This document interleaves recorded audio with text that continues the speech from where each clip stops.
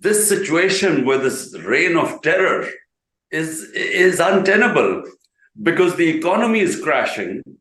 The rupee has gone into a virtually free fall. Inflation is record high. Industry is closing. Unemployment is mounting. There's no roadmap to fix the situation. The only roadmap this government has is to crush PTI, and crush it because they know that whenever the elections, PTI will win. There's no justification for 10,000 plus workers in jail and the entire political leadership in jail. And the ones who are not in jail are all in hiding right now. So this sort of crackdown I've never seen in my lifetime. It was really the army running the show. It was running the show. It was General Bajwa who removed my government. And so even though he had removed my government, I did have dialogue with him because we wanted elections. We felt that the only way Pakistan would have a political stability is through elections, and political stability would lead to economic stability because the economy has crashed.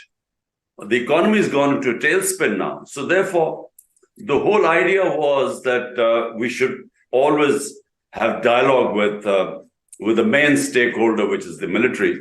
We never made the police do the sort of things that are going on right now. They go in the middle of the night and break people's homes. They are bulldozing people's businesses. It's all against the law. I mean, the reason why people came on the street was simply that the head of the largest party is treated like a terrorist. But once I was taken inside, there was no mistreatment after that. But it was just those visuals that sparked off the protests. My point is that without rule of law, Pakistan is not going to survive. The elected prime minister who has the responsibility of running 230 million Pakistanis must have the authority. You can't divide the two. It can't be the responsibility lies with the prime minister, but he doesn't have the authority to impose the rule of law. This is what happened with me last time. I had the responsibility, but the army chief had so if he did not want anything done, I couldn't do it. So if I wanted to bring the powerful under the law, and he didn't, because he, for whatever reasons, he just didn't think corruption was that bad a thing.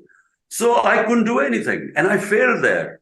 So my point is that cannot happen again. So if you don't have rule of law, apart from anything else, you can't invite investment in your countries.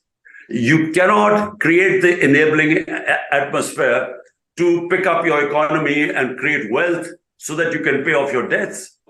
There is no question of giving up. There is having dialogue is one thing, but you're asking me that I would step back and allow myself to live as a slave of those who are in power.